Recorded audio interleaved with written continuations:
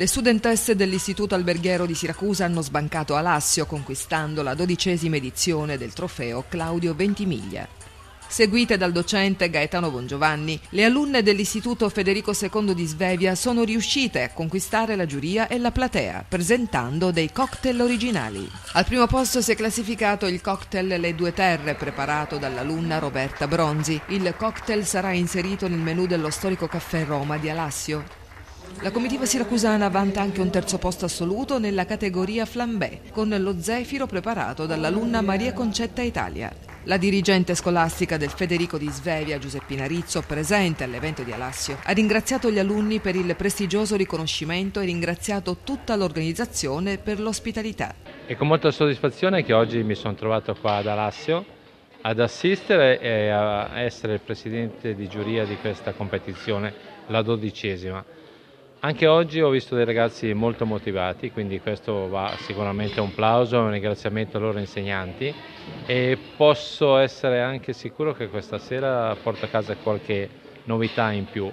Mi ha colpito tantissimo un piatto, credo, della Sicilia, della ragazza del Siracusa, perché ha fatto un abbinamento con il formaggio e con le pere, quindi è stato molto interessante. Ho visto dei ragazzi tranciare la frutta in maniera quasi perfetta, perché comunque anche loro hanno commesso degli errori, ma direi che sommato tutto è stata una giornata molto positiva e credo che anche chi ha assistito oggi abbia imparato qualcosa da questi ragazzi. Bene, siamo giunti alla fine di questo 12° trofeo Claudio Ventimiglia, che si è concluso davvero con un grandissimo successo. Il trofeo è stato vinto dalla scuola alberghiera di Siracusa, i concorsi sono stati aggiudicati per quanto riguarda il corso alla lampada della scuola alberghiera di Dronero, il concorso di sommelleria è stato vinto dalla scuola alberghiera di Vibo Valencia e il concorso del bar della scuola di Desenzano.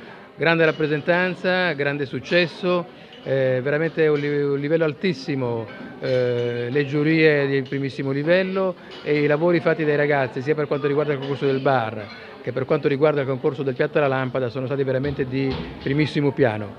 Sono qui a esprimere la mia contentezza e felicità nell'aver partecipato quest'anno come partner di questo Challenger Caffè Roma, dove ha visto scontrarsi amichevolmente questi alberghi, questi istituti alberghieri internazionali e nazionali del nostro paese.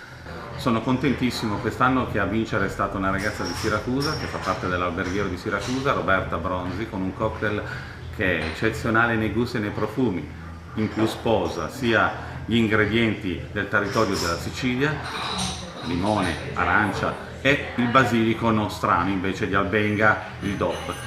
Qui abbiamo avuto un tripudio di sapori, abbiamo avuto un tripudio di profumi e di gusti.